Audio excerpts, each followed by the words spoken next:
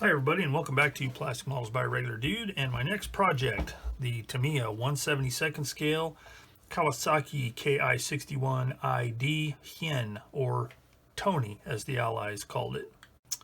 This kit I picked up last year when I was in Las Vegas at a hobby store called Hobby One. It's a very cool little store. They have a little bit of a mix of stuff, but they seem to focus mostly on the whole gunplay, whatever you call it, type stuff. But they have lots of supplies, paints, all this kind of good things. But they have a small section with some models, and the models that they do have are very nice models, good quality stuff. You don't see a lot of stuff like you'd see in a Hobby Lobby or someplace like that. And I saw this one and I thought, hey, I'm kind of delving more into Japanese aircraft. I like the looks of this one. It's 1/72nd scale. It's a newer kit. And yeah, so I thought, hey, I'm going to give this one a shot. A little bit of info about it. It was, this particular boxing came out in 2019. And the difference between it and its predecessor is the other one was gray plastic. This one comes silver plated with camo decals. So that is part of the reason I got this kit, because I wanted to do something a little bit different with it. I'll get into that in a minute.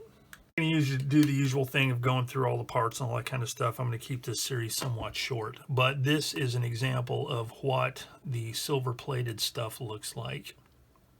It's silver. Looks really nice, really super smooth, just some nice looking stuff. But that will save on some steps when it comes to painting. So my plan with this kit is to do a 100% Tamiya build. And what I mean by that is I'm going to use Tamiya kit and just the stuff that's in the box, and all of the consumables, paint, glue, weathering products, decal solvents, all that kind of stuff is all going to be Tamiya. Tools and stuff will just be whatever I have on the bench. Some of them happen to be Tamiya, some of them aren't. But I want to use just their products to do this kit and see how it goes. Now, when I mentioned that the silver plating was going to save me some steps, that means I'm not going to have to paint the fuselage of the aircraft. Now, a lot of people, oh, you're supposed to paint. You never do. But, well, that's the idea behind this kit, is it comes pre-plated, painted, whatever you want to call it, the primary color of the whole thing. There is going to be painting involved, but it'll be brush painting and then small parts like the interior cockpit, the spinner, the tail, stuff like that. But the camouflage itself comes as decals. And again, we'll look at those later. But it is kind of cool how they've made this to where a person could go into a shop and buy the kit, if it's a well-stocked shop, which seems to be a rare thing in some parts of the country, mine included. You could get all Tamiya stuff and build yourself a nice kit, I think. Now,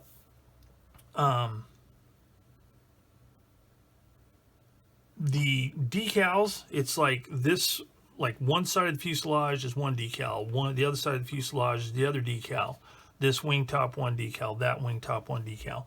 So it saves a lot of airbrushing. And for a person that's just getting started and may be a little intimidated by doing a small tight camouflage pattern like that, they can use these decals, and they only have to worry about spraying the larger items, and which is a little bit easier. It's a little bit easier to mask off, like this anti-glare panel on the nose of this thing than it is to get in tight with an airbrush and try and get all this little squiggly stuff. So I think it'd be kind of a confidence builder for a person just getting into the hobby and, maybe has a few kits under his or her belt. But I think that's what this kit's good for. Now, there are other marking options, like there's a green one, and then there's one that's just primarily metal finish. But since this one came with the decals, this is the one I want to do. So with that, let's dig in. What I'm going to do is I'm going to kind of build some steps, and then I will come back and talk about it a little bit about what I did, any things I ran into that might be worth discussing. But the thing I'm going to primarily focus on in this video in demonstrating is going to be the decals, markings, and paint. The assembly, it's going to be pretty straightforward. There's not a whole lot of parts. There's like one sprue A, which is kind of, you know, largest, the size of the box, and then there's that little one that I showed you, sprue B, and then there's a clear sprue. That's it. There's not very many parts. So that's what I'm going to do. I'm going to focus primarily on the paint and the decals, but talk about the assembly stuff as well. So let me get cracking on the first couple of steps, and then I'll come back and show you what's been accomplished, the products I used, and any thoughts I have on it so far. All right, let's take a look at what I've gotten done so far. So we have step 1 and step 2 and part of step 3 complete. Well, pretty much all of step 3 completed, I guess, now that I think about it, except for I need to drill a hole here. This is one of those cases where marking option B, which is the one I'm doing, you have to watch for this kind of stuff because sometimes there's features or steps that are particular to a given marking option. In this case, B, I need to drill a hole here, and that's 0.8 millimeters. So I'm going to go ahead and do that. Well, let's look at what I've done, and then I'll do that. So I got everything taped off, mask. All right, got everything. I masked everything, got it all painted, and then assembled everything. So we've got the cockpit here. Let's zoom in for a second. So we've got the cockpit here, and we've got the back of the cockpit, the spine part here. Then we've got the fuselage sidewalls, and the wheel wells. Now the wheel wells aren't, they're a ways down the road, but I wanted to use all of the, I wanted to spray all the colors, like everything that's that particular color I wanted to paint. And those colors are, I'll just tell you what the primary color was, XF59, which is desert yellow. Now, disclaimer, there are those out there that are way into their colors, color accuracy, all that kind of stuff. And that's great. I try and do that as much as humanly possible, and a lot of times I won't use what's on the instructions because newer research has shown that something might be a different color or whatever. However, on this particular kit, I'm sticking with exactly what the instructions call for. So, if this color is not 100% correct for the interior of this cockpit, that's fine and dandy. That's not what I'm going for on this particular kit. I am just building it according to the instructions. So those of you out there who may know, if you want, drop something in the comments, say, hey, you know, in actuality, and this could be helpful in the future when I do more of these kits, you know, the color should be a little closer to XF60 or whatever, you know, but I'm sticking with what's going on here. And I know it's my model and I can do it the way I want, blah, blah, blah. But there are some people that are really into color accuracy and detail accuracy, and that's perfectly fine. To each his own. Disclaimer complete. So back to this. Okay, so I got all the details painted. There was blue, yellow, silver, red. The back here is XF57, I believe, which is buff. The black parts are X18, which is semi-gloss black, and the instrument panel, hopefully you can kind of see it there, that is, it had relief detail on it, and then a decal goes over it. And I have to say, sometimes I have trouble with Tamiya decals. It worked like a champ, and I used Tamiya Mark Fit decal solution, and maybe that's the trick with Tamiya decals. You have to use their decal solution to make them work well, but we'll see as we move on. But anyway, that's all done. So let me get out my drill bit here real quick. Let's see if I have that size in my little Micro Mark Small Tool Specialist 10-piece carbide drill bit set metric. Let's see, and I do 0.8. If you don't have one of these sets, they are definitely worth the money. These have been very durable. I haven't had any of them break yet. Knock on wood. So it's a good investment. All right, so that part that gets drilled is on this side in this hole right here. Okay, so let's take a look. You know what? I wonder if it shows on the box top what goes there. Yeah, it's like a little part right here. I don't know what that is. Could be like a horn. So you know, if people are getting in your way, just hit the horn and get them to move.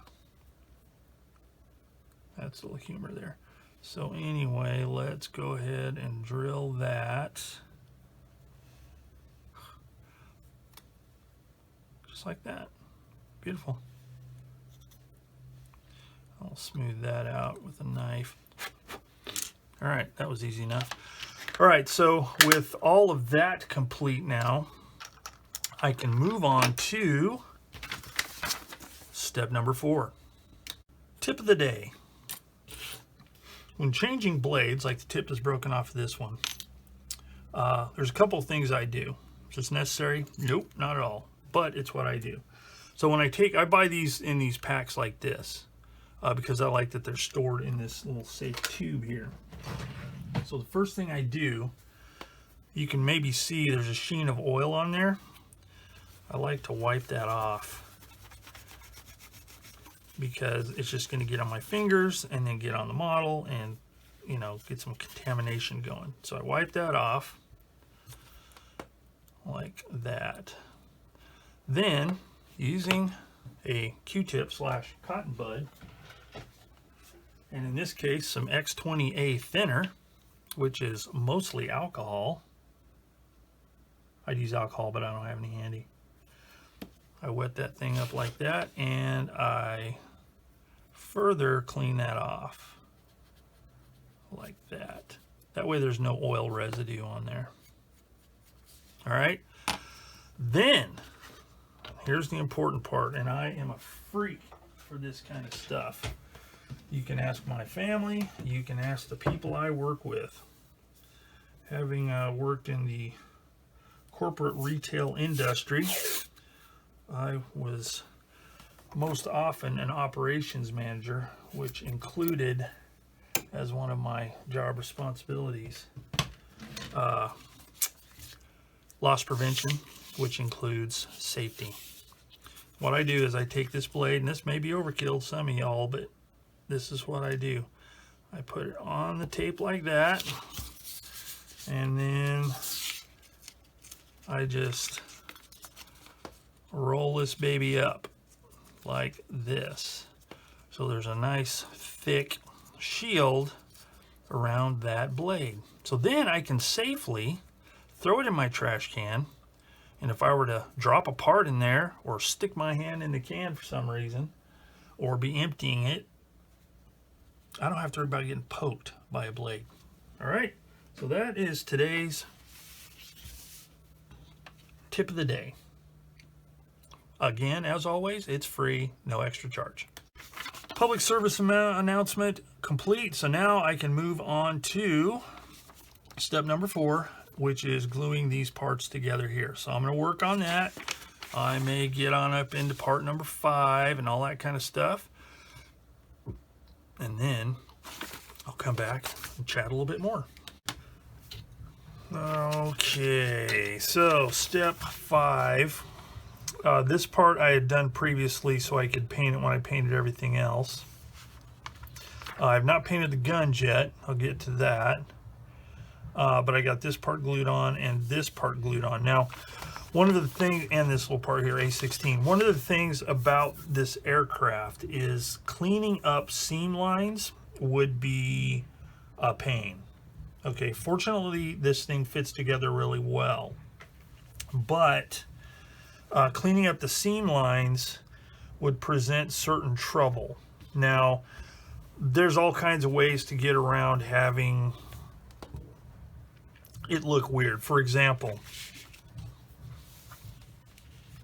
there's a seam line here, and I don't think it's there on the real aircraft. It might be, but just using this as an example, to, you know, sand that down, it's going to wreck any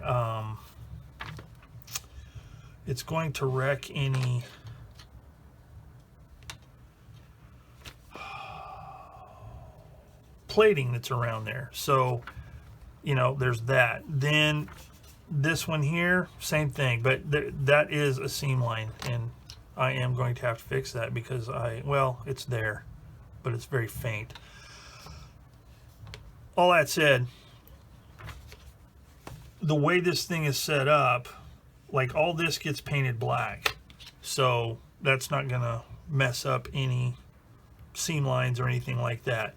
The bottom here, don't know if the real one has it on the bottom. It doesn't show it in the illustration of the instructions, but if I were to try and clean that up, I would pretty well wreck it, the plating. So A, I can just leave it, or B, I could fill it, sand it, clean it up, and then the best way to fix it would be to tape off all around this.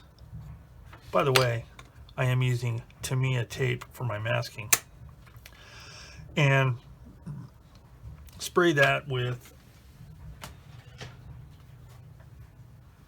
either X11 chrome silver or LP11, which is a lacquer based silver. That's just silver, it's not chrome silver. And in that way it would look like just different panels, because, you know, lots of people like to randomly paint their metal finish panels different things just to give it some variety. So that would be a way to take care of it.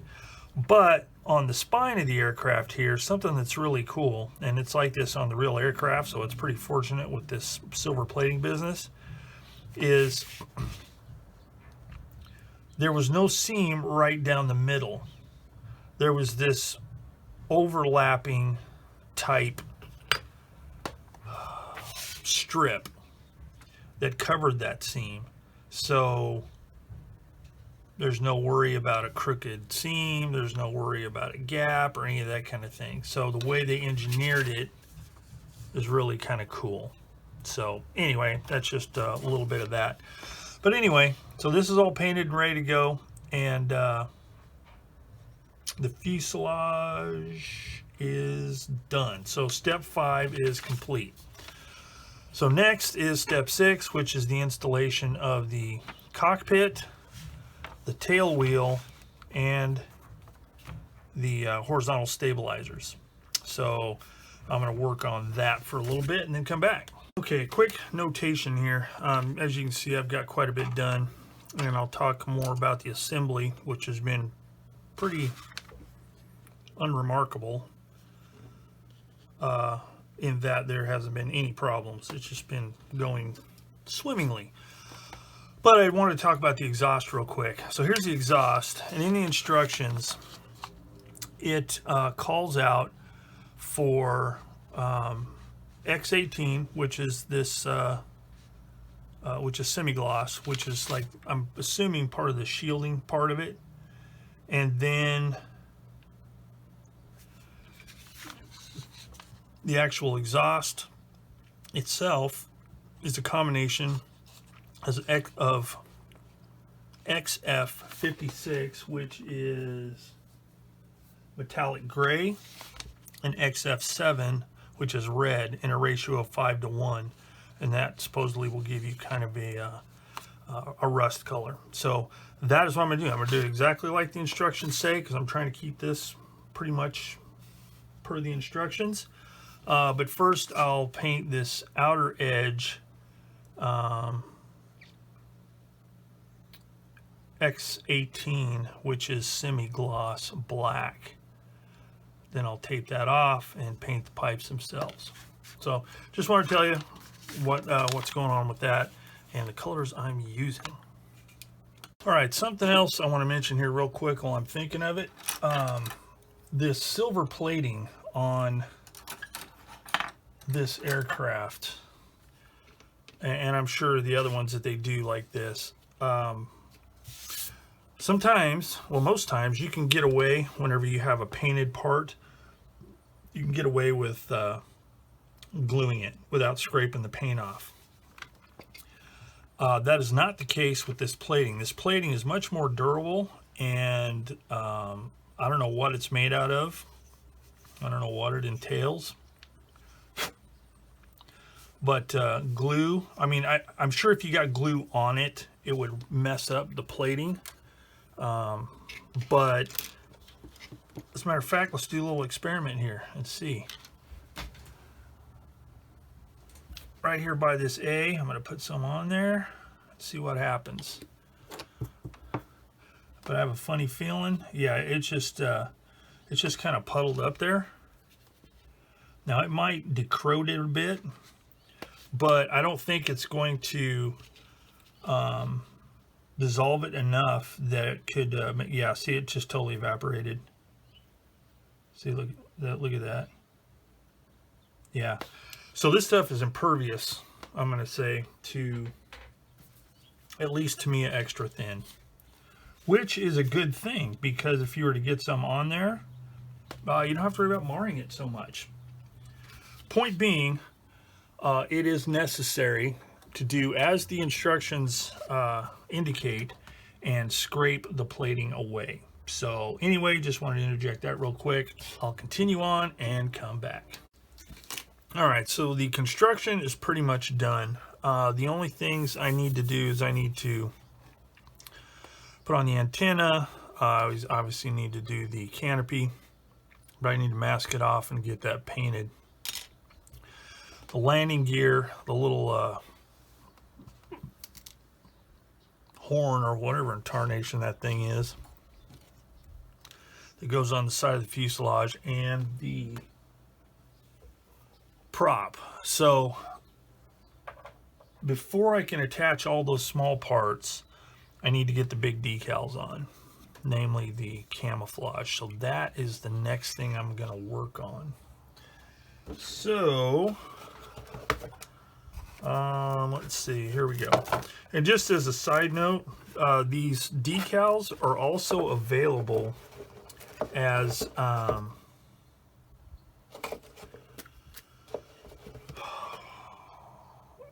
an additional item. They can be purchased separately if you have this aircraft that does not come with the decals. There's a gray styrene version. You can get that, you can do the markings, whatever, and you can buy this decal set separately if you don't want to spray them. So anyway, so I'm going to get cracking on these. And let's see, it says apply kit decals 27, 28, 34, and 35 before camouflage decals, and kit decal 19 afterwards. So let's see what those are. Okay, so 27 and 28, which go on the this portion right here, I believe, is that the flaps, or at least it's the part above the flaps. Those go on first. And 34 and 35, which are these here, and they go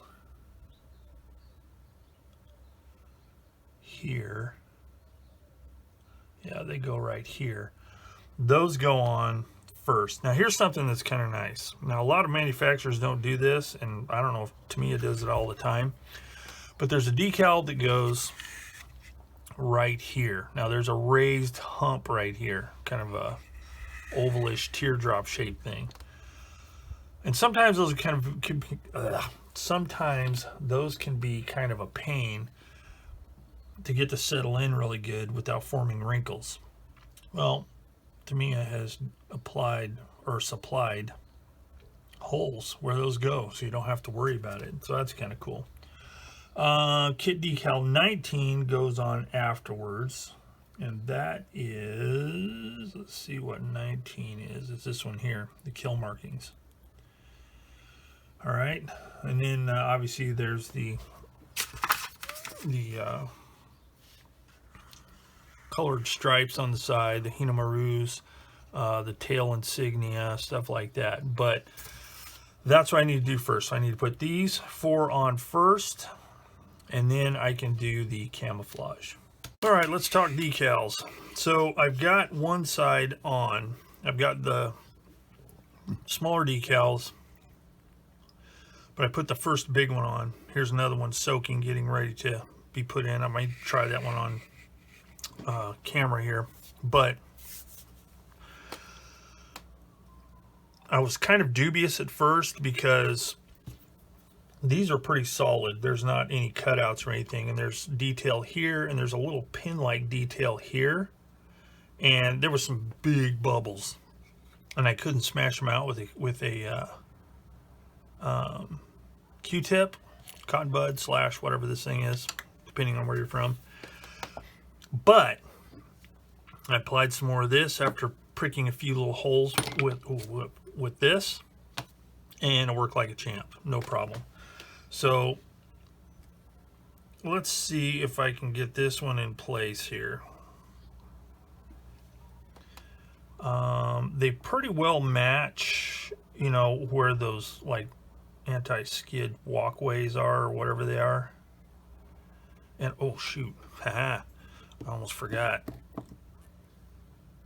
Put a little bit of this on here, just enough so it'll float around a little bit so I can move it, because these are big and they're hard to move.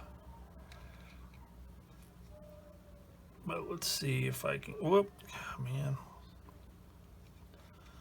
they really stick to this here backing paper.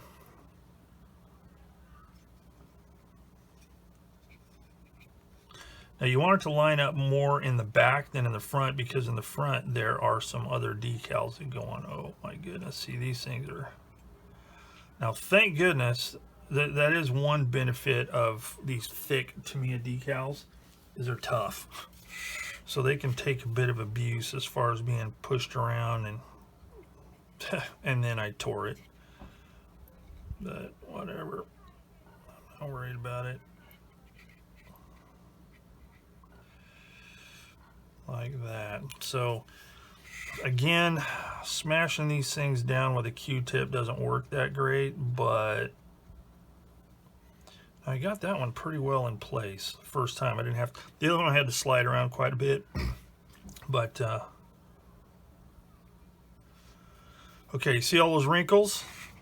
Same way over there. So we'll see if they disappear.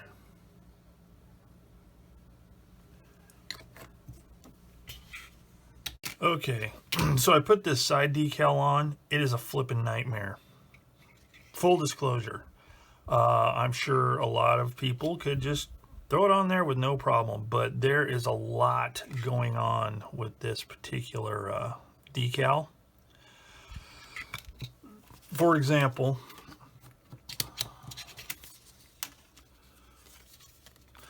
you have this for the opposite side, obviously. There's an opening here for the exhaust. There's also the opening for this protrusion here. There is a slit here to go around onto the scoop on the bottom. Then you got this little tail that goes underneath. And it is flipping hard. Because thank goodness these decals are tough, because it took a lot of jockeying around. And I foresee lots of wrinkles and other weird stuff going on. So we'll see how this looks after the old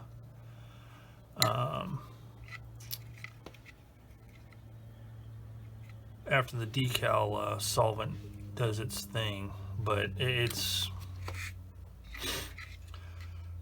for a beginner, I would be hard pressed to recommend this, but it can be done. See, I got a tear there. It's just, We'll see how it looks once it's dry. I'm hoping that this stuff takes care of it. And then there's an overlap of decal film there. It's just, oh my Lord, this is something. So we'll see how it looks. All right, serious case of fast forward. Here it is, it's done. A lot of the stuff I was doing would have been kind of hard to video, but I can just tell you about it. The decals, as I mentioned in the last segment, were quite challenging due to the size and the complexity of the shape and where the parts go. But fortunately, in this case, the thick Tamiya decals kind of paid off, because they're tough enough to move around, and I was able to get them in place without too much trouble. Smaller decals, they work like a champ. These on the sides, you know, those are pretty fun because they're so long. But again, not too bad. Now, one thing that I will note about using these decals. So in this case, looking at these decals on this aircraft as it sits, I think it looks pretty good. It looks fine.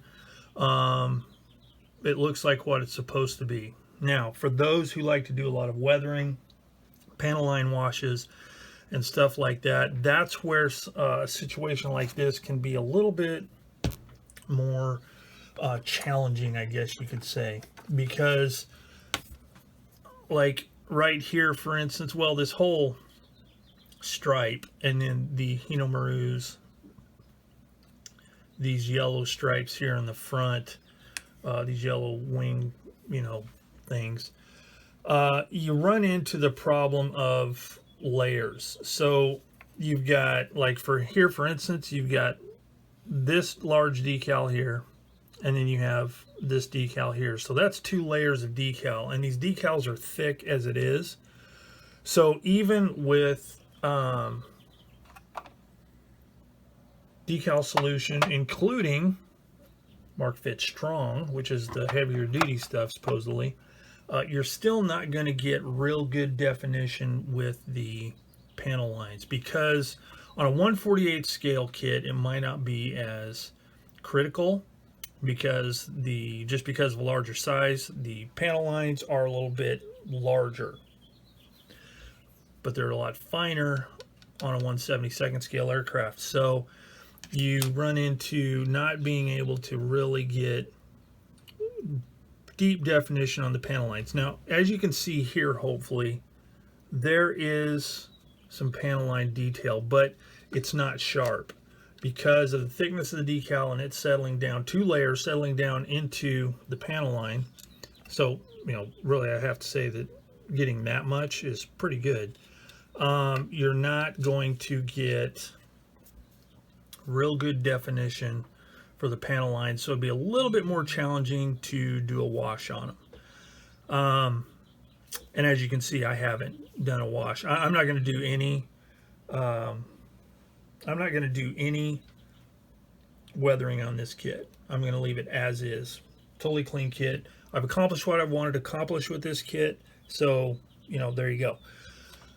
Now, one could take an X-Acto knife or scalpel, whatever, and cut where all the panel lines are and give it a little bit more definition. And, you know, in putting more decal solvent on there, it might settle them in a little bit more. So I'm not saying it's impossible, and I'm not saying you can't get a good result. However, there is that to think about. With a kit like this, I would have probably, for most of these markings, like especially like the blue stripe, the Hinomaru's, the yellow here, the red here, on the forward edge of the wing there, I probably would have painted those on if I wanted to do a lot of weathering on it, including panel lines. But that wasn't the exercise here. The exercise was to see what could be done with the contents of the box, including this special decal set for all of this camouflage. And for that, I think it's successful. So if a person were to build one of these things with some patience and being careful with the decals, and making sure you have a lot of decal fluid on the surface before you put the decal so you can actually move it around, it makes a nice kit. I really like the looks of it. You know, it's cleaner than what I usually do, but it does look like a really cool kit. And the thing is, it fit together wonderfully. The canopy and everything, the windscreen, all that, you know, it's all one piece, but man, it fit really well. And it's super clear, so you can see the inside somewhat, which is nice. So there you have it. So that is that. There's the underneath. Even these little small pieces go together fairly easily. So the question I always ask at the end of a build, is this good for beginners?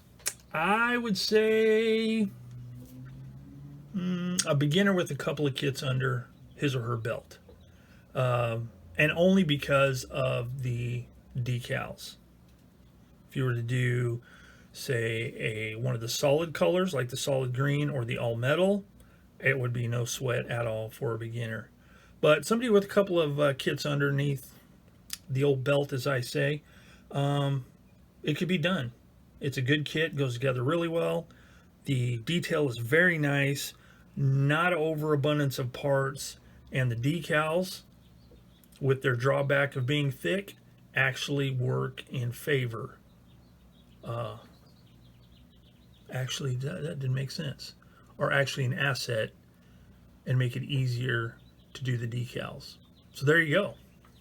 So thanks for following along on the Tamiya 1/72 scale Ki-61 Hien, aka Tony. Hope you enjoyed this different format for a video, doing the whole shooting match in one video instead of a series. Hope you enjoyed it. If you have any questions, comments, hints, tips, concerns, put them in the comments section down below. If you have any questions specific to this kit, let me know. If you enjoyed this build and you would like to see more, maybe hit the subscribe button so you can check out some of my other stuff. So following the close of this here blabbing bit, I'll put up a quick slideshow so you can see the kit without me yapping. So, as always, thanks for watching Plastic Models by a Regular Dude, and I will see you all later.